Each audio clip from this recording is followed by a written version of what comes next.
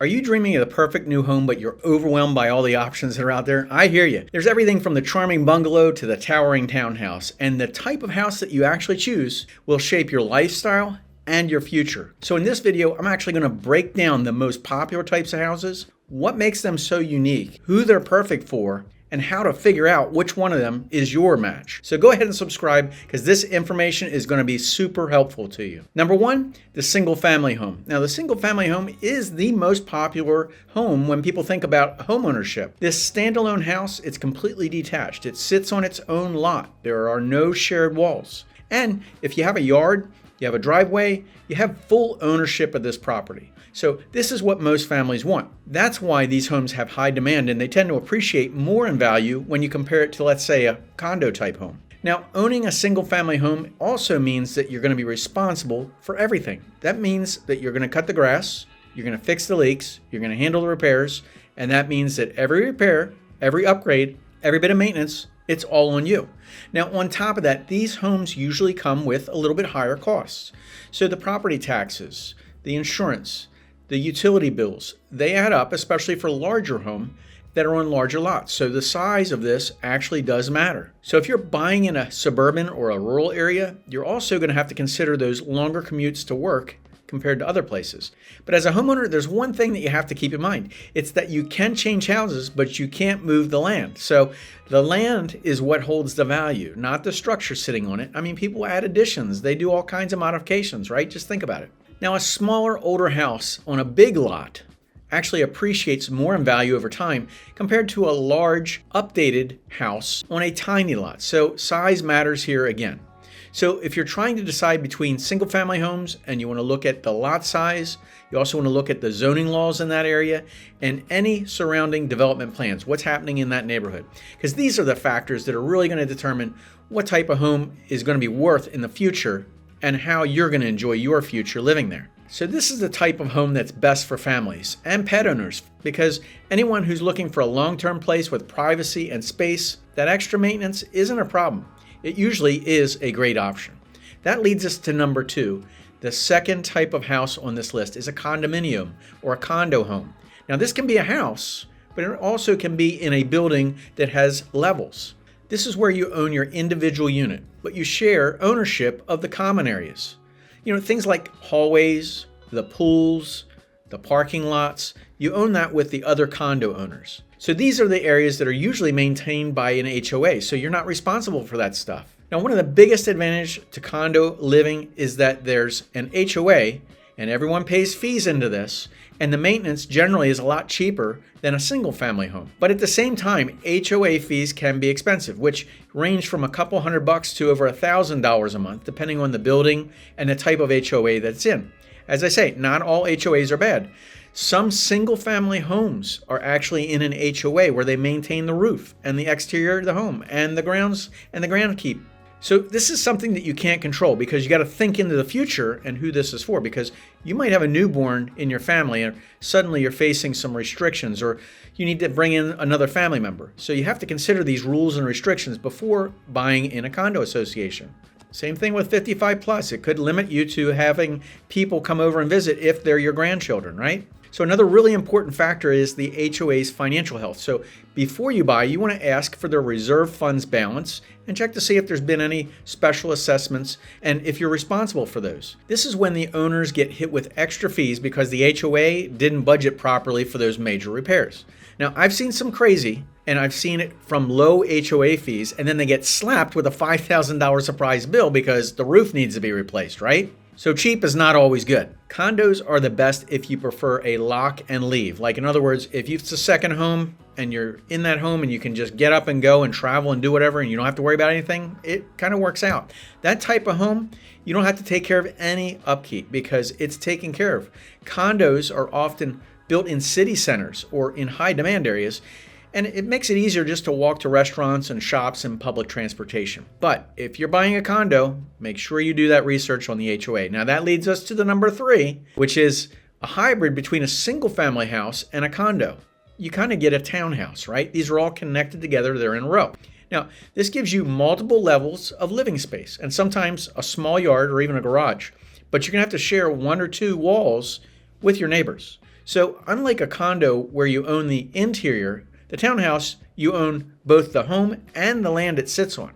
Now, many communities also have HOAs, which are managed shared areas like the sidewalks, the playgrounds, and the pools. Now, townhouses can be a really good option if you want more space than a condo, but you don't want that full yard work to take care of and the upkeep of a detached house.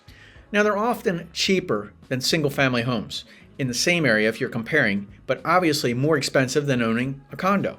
Now, the one thing is, the shared walls means you're going to have less privacy. So how well those walls are insulated and how well they're built, it's going to make a huge difference in your day-to-day life. Now, if the sidewalls are thin, you can actually hear sounds coming from the other side. Probably not what everybody wants. And while townhouses have HOAs, they're usually less strict than a condo HOA because they still have rules, and they might tell you what color you can paint your front door or where you can park. But the HOA rules and fees are usually lower than condo fees. And there's also a monthly cost, so you've got to factor that in. Now, the number 4 one on our list is multifamily homes. Now, you want to think of them like a building with several apartments or houses that are all under one roof. Now, unlike a condo or a townhouse, you own the entire building, and this includes the land that it sits on. And you're the one responsible for all the maintenance and repairs.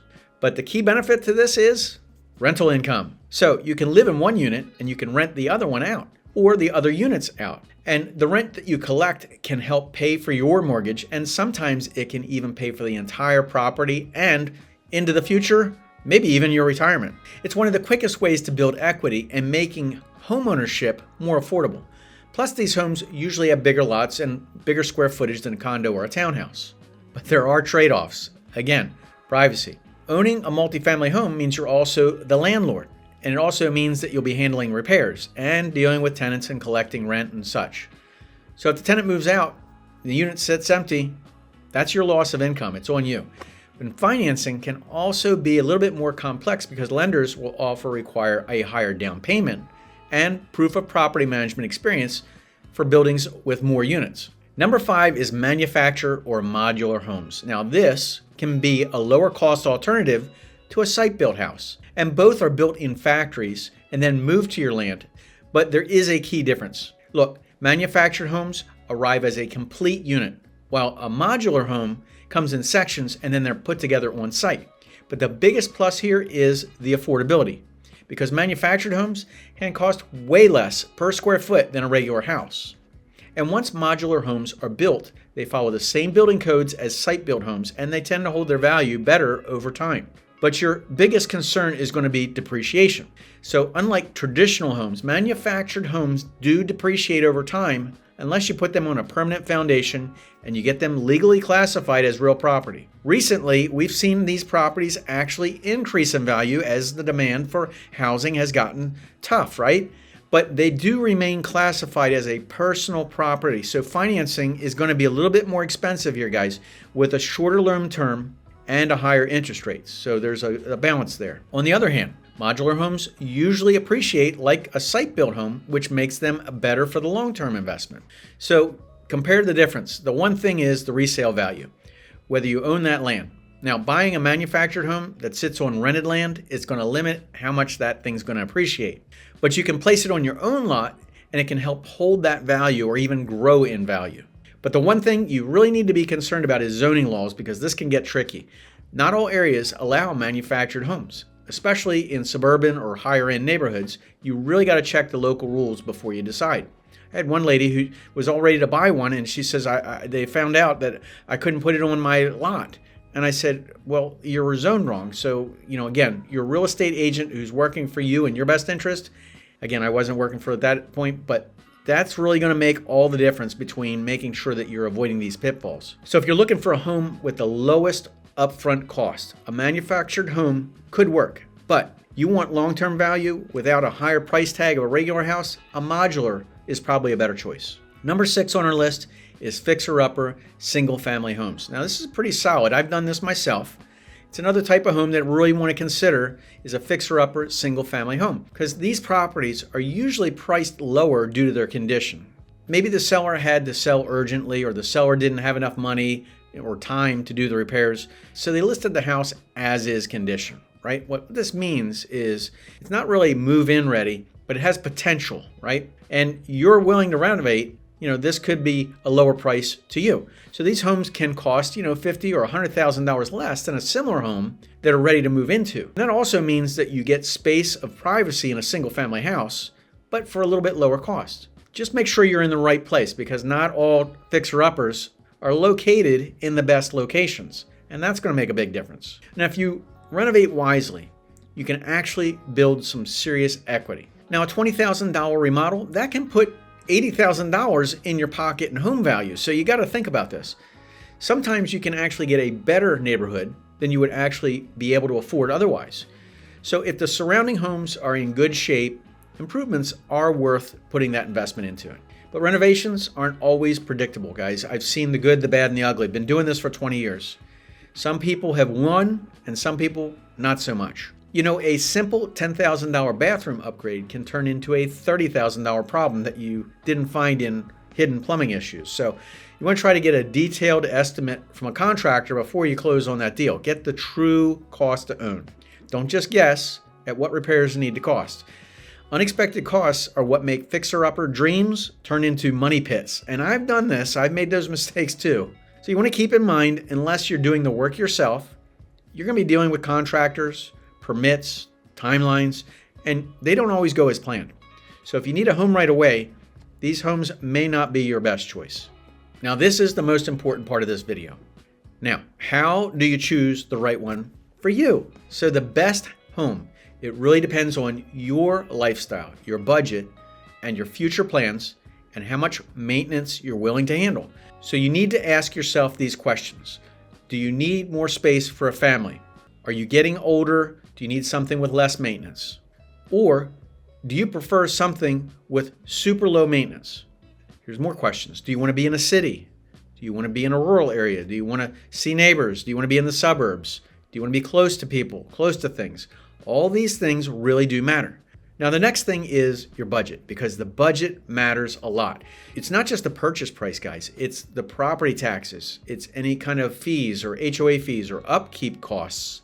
If you have more land, there's going to be more upkeep costs, right? Some homes need constant maintenance, while others require little or no effort at all. So you want to think about the long term, not just today. Will your needs change in the next 5 to 10 years? Are you still going to be interested in cutting 5 acres of grass? Are you planning on expanding your family? Are you looking to downsize? Are kids moving out of the house? Or is this just for an investment? All these things are going to really determine a different property. Now, a growing family might need a single family or a townhome with some space. But if you want to live in the city and have everything close by, sometimes a condo could be a good choice. And if you want to build wealth, a multifamily home could generate that extra income for you.